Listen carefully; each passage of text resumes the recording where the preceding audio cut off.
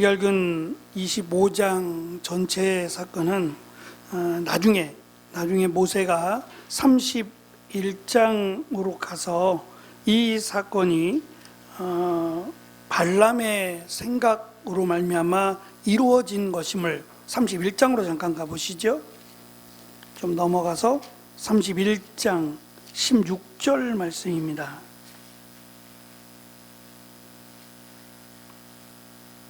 바알 부올이라고 하는데, 바알은 신이고 부올이라고 하는 것이 지명 이름인데 부올의 사건입니다.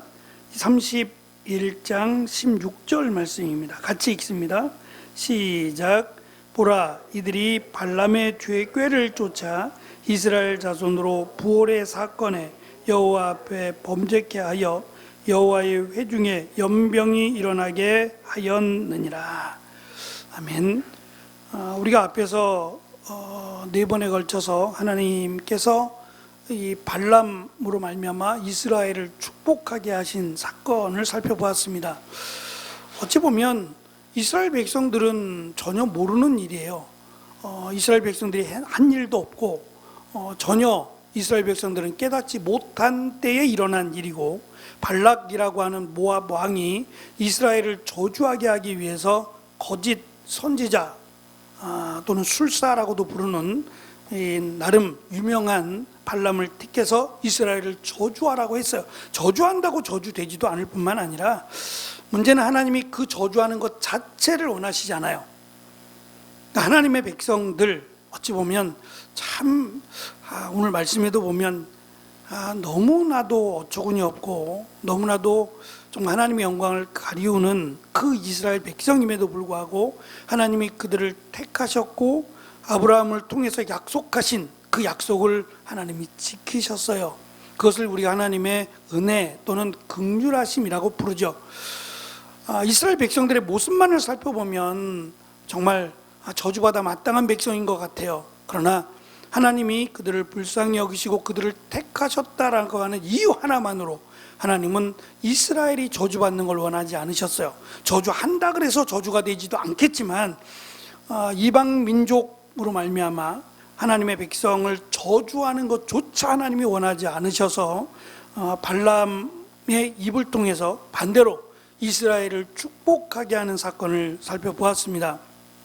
결국 발락이 원한 대로 이루어지지 않았고, 발람도 정말 이스라엘 백성들이 되고 싶은 마음 또는 이스라엘 백성들을 축복하면서 그 마음이 진실하지 않다라고 말씀을 드렸고, 이 발람에 대한 성경에 기록된 신약 성경에도 등장하는 이 발람에 대해서 발람의 꾀를 주의하라고 하는 경고로 신약 성경에 기록된 내용들도 살펴보았습니다.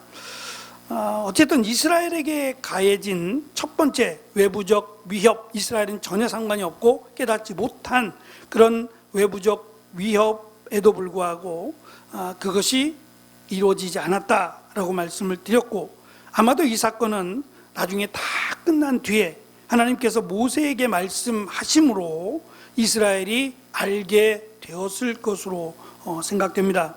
반면 우리가 읽은 25장은 두 번째 외부 위협에 관한 사건이다 라고도 볼 수 있는데, 이것은 이스라엘이 오히려 죄를 지음으로, 특별히 우상 숭배와 관련된 죄를 지음으로 오히려 하나님으로부터 심판 또는 마지막 18절에 보면 하나님이 연병을 일으키셔서 그들로 하여금 죽임을 당하게 되는, 그래서 9절에 보면 그 연병으로 죽은 자가 24,000명이었어요. 그러니까 하나님께서 이스라엘을 징계하시거나 심판하신 것 가운데 가장 많은 숫자예요. 가장 많은 숫자인 24,000명이 죽습니다. 결국 이것은 그냥 넘겨볼 만한 사건이 아니에요. 특별히 오늘 우리가 말씀을 살펴보면서 이것이 참 무섭다고 느껴지는 게 뭐냐면 5절 보세요. 하나님이 이스라엘 지도자들이에요. 지도자들에게 너희는 너희가 관할하는 각 지파들, 그 지파들 속에 바알 부올에게 부속된 자를 죽이라고 했어요. 이 명령이 이미 이루어져서 6절에 보면 이스라엘 자손의 온 회중이 회막문에서 울 때예요. 운다는 얘기는 하나님이 죽이라고 하신 명령이 진행되고 있다고 보는 거예요.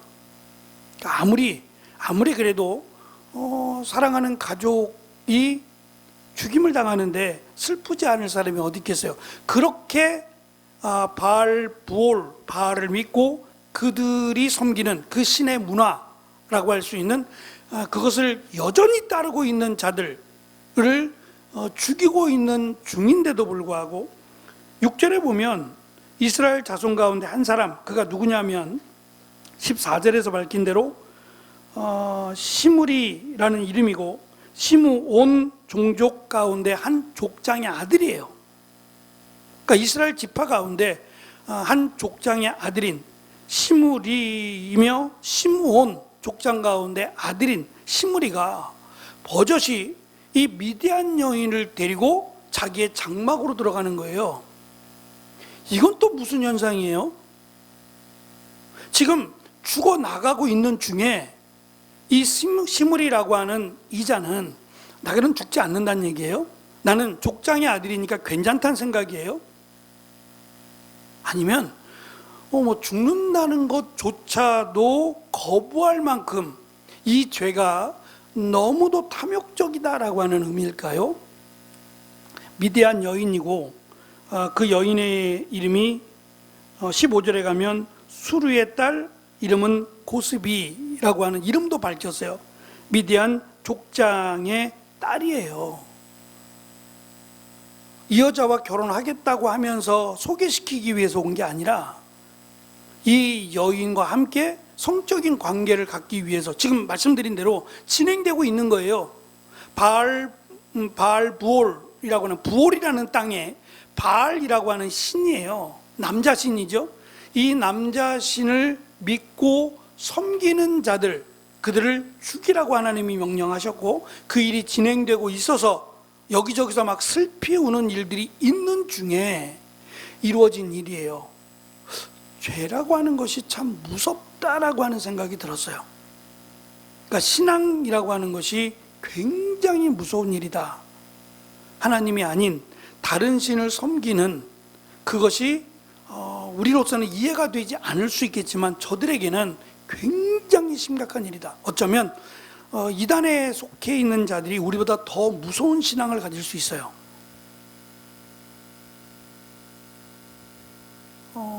코로나를 통해서 우리가 잠깐 살펴보았지만 우리는 나름대로 그래도 이 기독교라고 하는 하나님을 믿는 믿음으로 말미암아 많은 양보를 했어요. 사실은 저는 나쁘다고 보지는 않아요. 다만 저들이 정말 긍정적인 이유로 우리가 정말 말도 안 되는 것을 경험했어요. 그렇지 않나요? 교회는 안 되고 음식점은 되잖아요. 교회에서 몇 사람 모이는 건 안 되고 음식점에서 몇 사람 모여서 식사하는 건 된다. 이거는 불합리한 거예요. 이거는 무조건 따져봐야 되는 일이에요. 교회가 마치 이 나쁜 병균을 마치 활성화시키는 곳도 아니고 우리 나름대로 최선을 다한다고 문도 열어놓고 환기도 하고 막 방역도 하고 얼마나 했어요. 그럼에도 불구하고 예배에 대한 부분을 양보했다라고 하는 부분은 참 어찌 보면 부끄러운 일이기도 해요. 그럼에도 우리가 나름 많은 부분들을 양보했고 또 이 나라와 정부와 싸우지 않기 위해서 참 노력들을 많이 해왔어요. 그런데 그 와중에 이 기독교가 아닌 이단에 속한 자들은 어찌했어요? 그들은 양보하지 않아요. 그 많은 사람들이 모여서 마스크도 쓰지 않은 채 솔직히 제대로 많이 이게 제대로 공개하지 않아서 그렇지 실제로 이단들은 더욱 많이 모였어요. 왜냐하면 그들에게는 양보할 수 없는 거니까요. 자기가 믿는 신에게 드리는 예배를 내 목숨을 걸고라도 내가 코로나에 걸리든 말든 또 옆에 함께 예배 드리는 자들이 코로나에 걸리든 그건 신이 치료해 줄 거다라는 거 아니었어요? 그냥 말도 안 되는 이 물을 먹으면 이 소금물을 먹으면 코로나에 걸리지 않는다고요? 그런데 그물을 먹잖아요. 그러니까 이단들의 신앙이 어쩌면 더 무섭다는 생각을 가질 수밖에 없어요. 우리의 신앙은 이성적이고 맹목적이 아니니까 우리가 이것저것 살펴가면서 노력들을 많이 했다라는 것도 인정을 해요. 하지만 절대 신앙이라고 하는 부분에서 우리가 예배에 대한 부분을 너무 쉽게 내어줬다라고 하는 것은 우리가 반면교사로 삼아야 될 것 같아요. 어쨌든 우상을 섬기는 그들의 믿음도 어쩌면 우리보다 더 큰 믿음을 가질 수 있다라고 하는 점에서 죄가 무섭다, 우상을 섬기는 것이 간단하지 않다. 우리가 생각할 때는 왜 저기에 저렇게 빠져 있나라고 생각될지 모르지만 오히려 우상에게 우상을 섬기는 자들이나 이단에 빠져 있는 자들은 우리보다 훨씬 더 심각하게 헌신하고 있다. 맹목적으로 정말 충성하고 있다라는 생각을 가질 수밖에 없어요. 그래서 오늘 말씀에도 지금 옆에서는 죽어나가고 있거든요. 그런데 버젓이 그런 상황 가운데도 죄를 짓고 있는 이것을 어떻게 이해해야 될까? 그리고 이것에 대해서 누가 나서서, 물론 그런 상황이 아니었을 수도 있겠지만 비느하스라고 하는 그가 창을 들고 가서 그들을 마치 꼬치를 꿰듯이 그들을 찔러서 죽임으로 말미암아, 오늘 말씀해 보면 참 이해가 안 되는 부분 중에 하나가, 이 번역은 이건 정말 고쳐야 되는데 11절에 보면 이 질투라고 하는 단어가 계속 사용이 돼요. 비느하스가 나의 질투하심으로 질투하여 또 나의 질투하심으로 그들을 진멸하지 않게 하였도다 라는 식으로 3번이나 반복해서 질투라고 하는 단어를 계속 쏟아내죠. 질투는 좋은 말이 아닙니다. 배가 아프다는 얘기거든요. 그러니까 하나님이 저들이 행하는 그 죄악으로 말미암아 배가 아파서, 말이 안 되잖아요. 하나님의 거룩함을 공격하다는 얘기예요. 이걸 질투하심으로 번역한 거예요. 그게 아니라 하나님의 거룩함을 공격하거나 하나님의 거룩하심을 깨는 것을 지금 말씀하시는 거예요. 그것에 대해서 왜 침묵하느냐는 거예요. 당연히 일어나야죠. 하나님의 거룩함을 공격하거나 하나님의 거룩함을 깨고 있는 것들에 대해서 가만히 있지 않고 오히려 적극적으로 나서서 하나님의 거룩함을 드러냈던 비느하스를 하나님이 축복하시고, 심지어는 내가 비느하스의 일로 말미암아 진멸하지 않겠다라고 하셨어요. 그러니까 진멸하겠다고 약속하셨는데 이 비느하스가 행한 이 일을 통해서 마치 그가 행한 이 일이 이스라엘 죽어야 마땅한 그들을 속죄한 것으로 하나님은 말씀하고 있다라고 하는 점에서 우리는 이 말씀을 좀 비중 있게 살펴보아야 합니다. 1페이지의 내용을 보시면 우리가 조금 관심을 가져야 될 부분이, 이 사건, 바알 부올에서 일어났던 이 사건은 아론이 만들었던 금송아지 사건과 여러 가지 면에서 많이 비슷해요. 첫째, 두 사건 모두 우상 숭배와 연관되어 있습니다. 두 번째, 이방인들과 연관이 있고요. 세 번째, 범죄자를 죽임으로 하나님의 진노가 멈췄습니다. 네 번째, 범죄자를 죽인 사람은 특별한 축복을 받게 된다는 거고요. 다섯 번째, 하나님께서 바알 부올에서 이스라엘 사람들을 죽이신 것은 금송아지 사건에 대한 심판으로 본다는 거예요.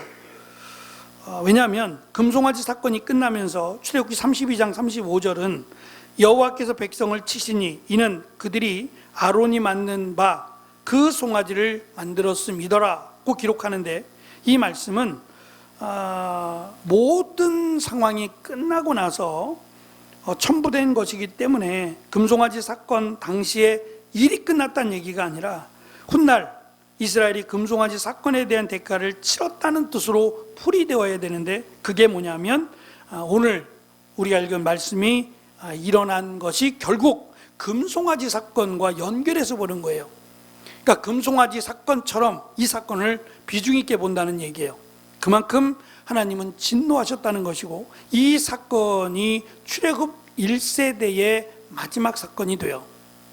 그래서 우리가 여호수아서에서 사실 멀지 않은 사건이에요. 여호수아서를 살펴보면 여호수아 1장을 들어가면서 멀지 않은, 그러니까 시딤이라고 하는 곳이 보면 보여요. 약속의 땅이 보일 만큼 가까운 곳이에요.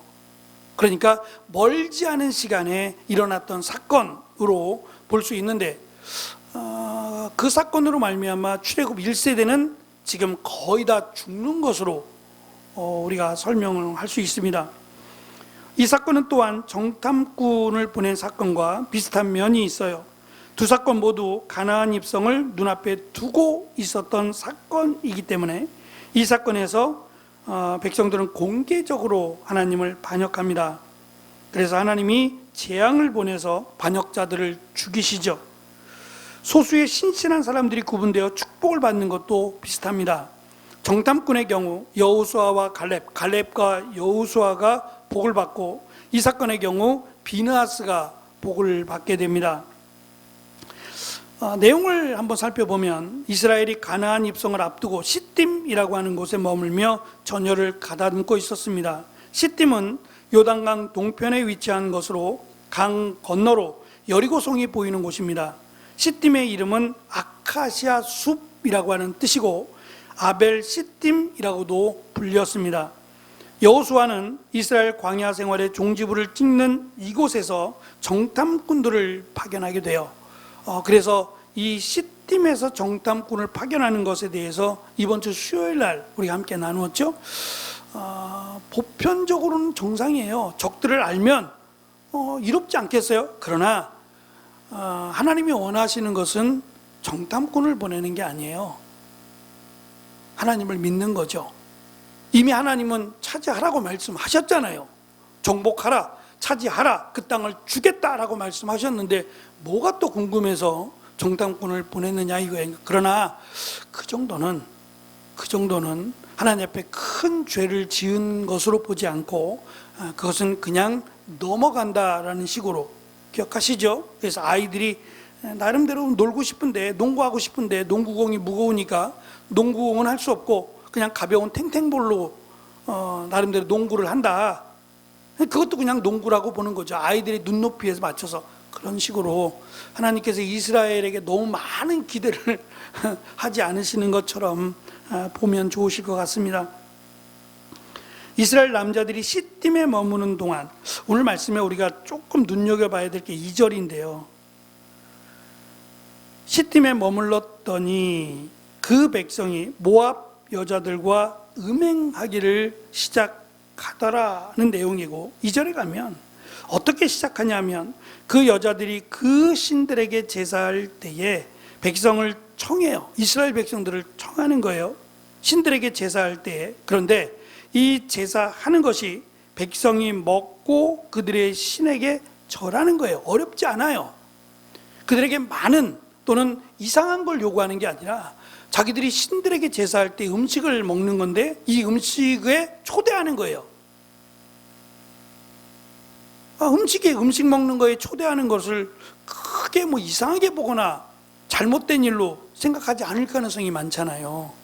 그러니까 대놓고 그들을 유혹하거나 우리의 신들에게 절하라고 한 것이 아니라 그들이 신에게 제사하면서 준비된 음식을 그냥 같이 먹자는 거예요.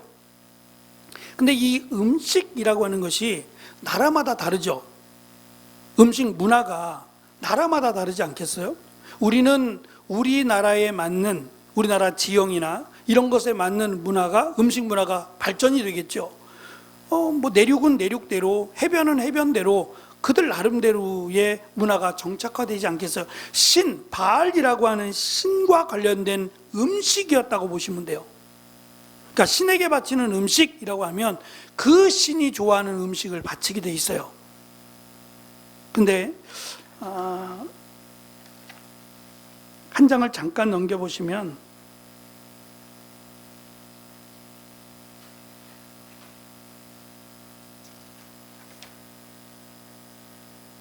6페이지입니다. 6페이지 두 번째 단락이에요. 이스라엘 남자라고 하는 시므리라고 밝혔으니까 시므리가 자신의 신부로 삼은 여자를 모압 여자를 가족과 친척들에게 인사시키려고 데려온 것이 아니다. 그리고 성관계를 갖기 위해서 데려온 것이다 라고 하는 해석들이 있는데요.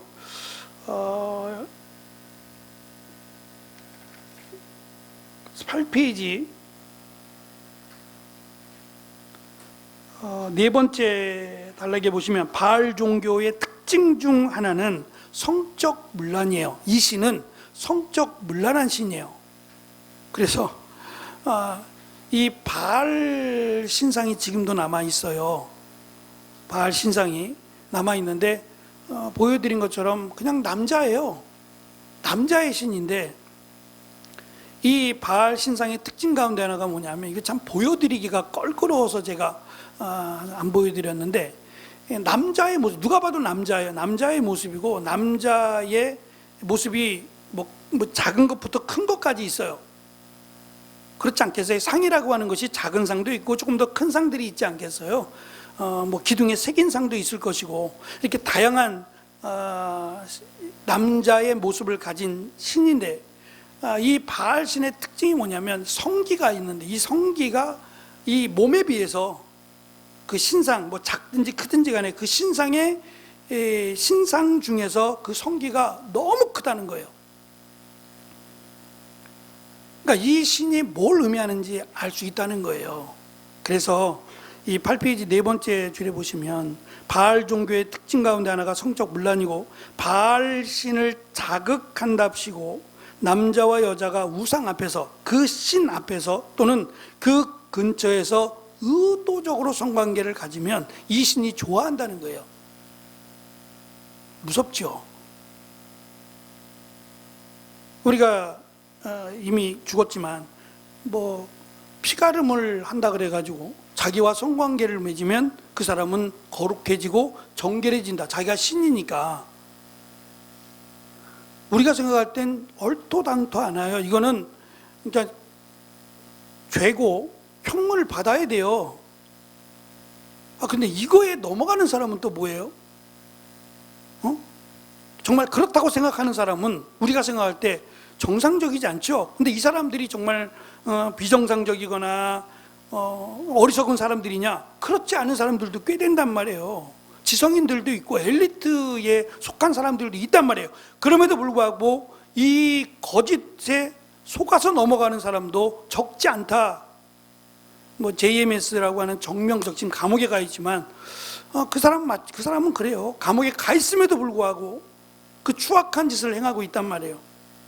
그러니까 이 바알 신이 뭐를 좋아하느냐? 자기 앞에서 제사를 드리는 그것만이 아니라 그 바알 신 앞에서 성적인 관계를 갖는 것을 기뻐하고 좋아한다란 말이에요. 그런 신이란 말이에요. 그래서 우리 성경에 기록된 대로 지금 죽어가는 입장, 바알 부올에게 속한 자는 죽는데 죽어가는 입장에서도 불구하고 여자를 데리고 와서 자기 장막에서 성관계를 맺고 있는 이것은 이 사람에게 문제 있는 것이 아니라 그 바알 신이 그것을 좋아하기 때문에 의도적으로 많은 사람들이 보는 앞에서 이렇게 행했다라고 보는 거예요. 그래서 하나님은 끊으라고 말씀하신 것이고, 이방인들과 이런 그 종교적인 문제 때문에 하나님을 온전히 섬기지 못하는 믿음을 갖고 있는 이스라엘 백성들이기 때문에, 이방 민족, 단순히 이방 민족이기 때문에 아니라 그들이 섬기는 신의 문화 때문에 그들과 가족이 되지 말 것을 말씀하셨던 거예요. 다시 앞으로 좀 넘어와서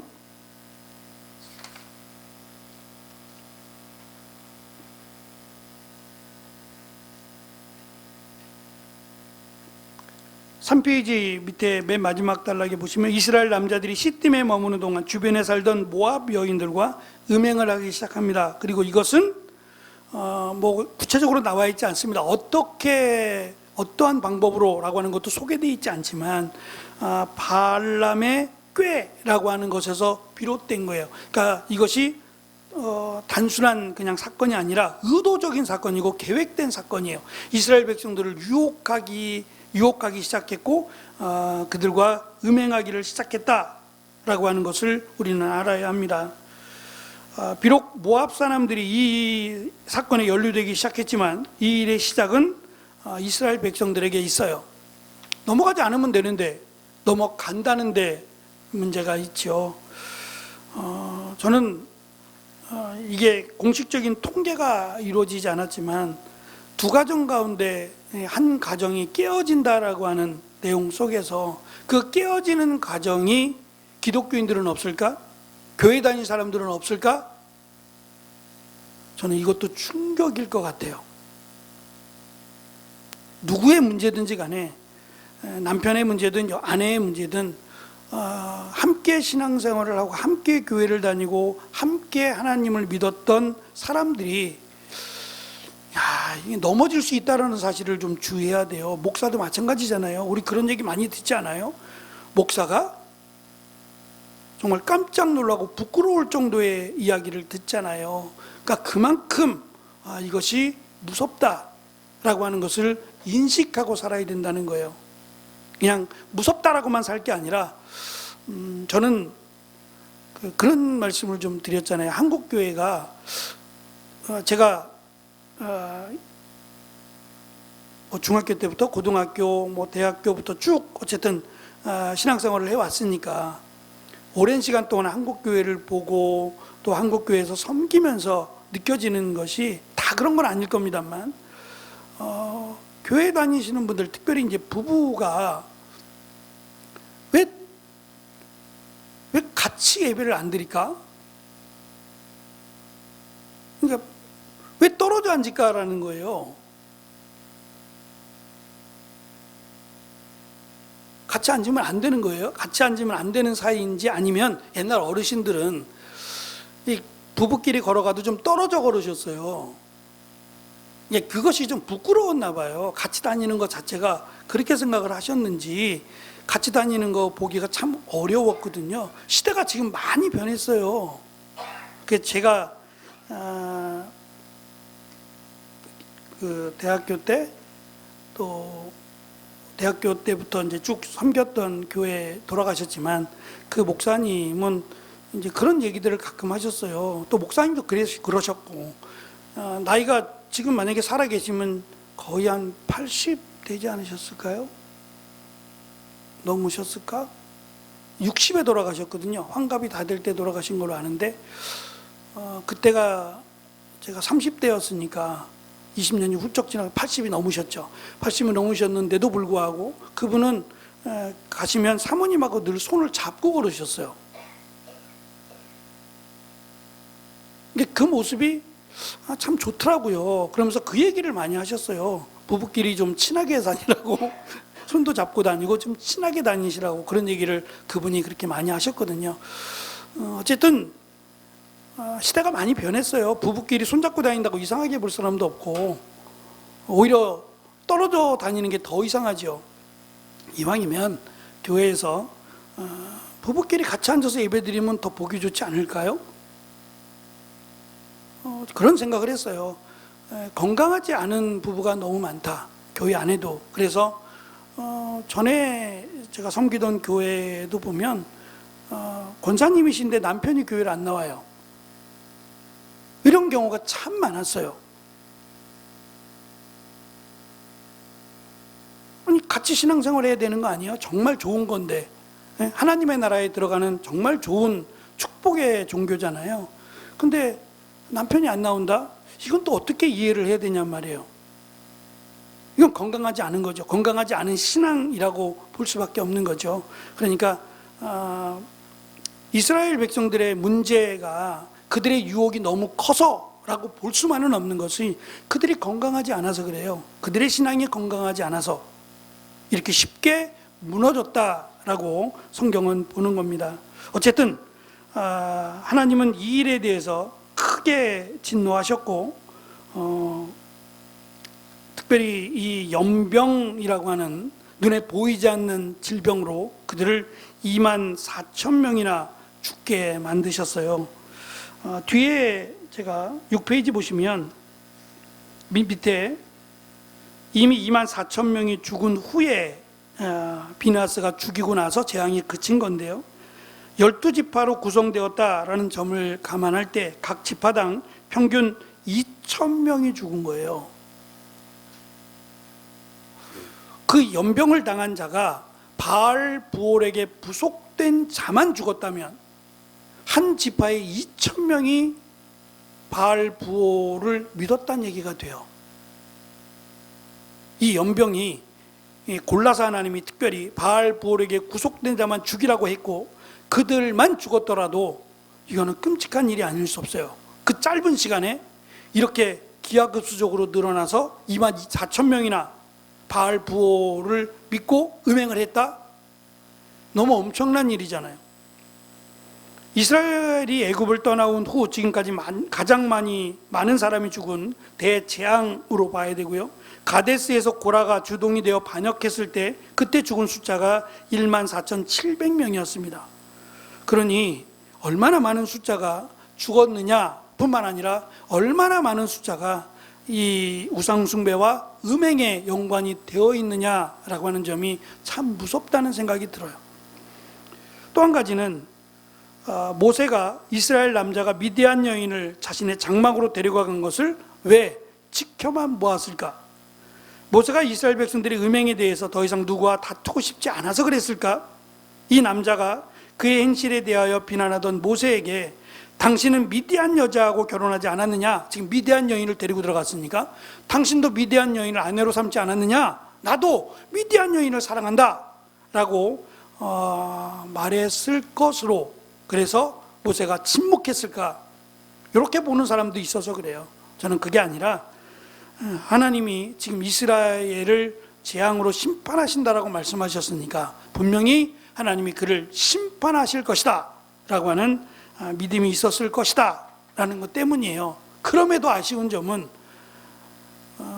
물론 비느하스가 참지 못하고 하나님의 거룩하심에 대해서 분노하고 그들을 죽였기 때문에 축복을 받았지만 사실 이 일은 모세가 해야 되는 일 아닌가? 모세가 나서서 해야 되는 일 아닌가? 라고 하는 점에서 아쉬움을 남기긴 합니다. 하나님은 비느하스와 그의 자손에게 영원한 제사장 직분을 보장하는 13절에 보면 언약을 세워주셨고 비느하스가 죽인 사람의 신분을 소개하면서 그들이 모두 유력한 집안의 출신임을, 족장들이라고 할 수 있는 대단히 신분이 높고 유력한 사람들이다라고 하는 점에서 또한 충격을 줍니다. 하나님은 이 미디안 사람들을 원수로 여겨 쳐 죽이라고 명령하셨는데 모압에서 일어난 일이고 모압 여인들이 시작한 일이잖아요. 그럼에도 이 미디안 여인을 죽였고 또 미디안을 죽이라고 말씀하신 이유는 당시 이 모압이 미디안 연합을 이루었기 때문에 그래요. 그러니까 미디안이 미디안에 살지 않고 모압에 들어와 살고 미디안 사람임에도 불구하고 모압에 들어와 살면서 이 모압의 신을 섬기고 이 모압의 우상 숭배와 관련된 문화를 흡수해 버렸어요.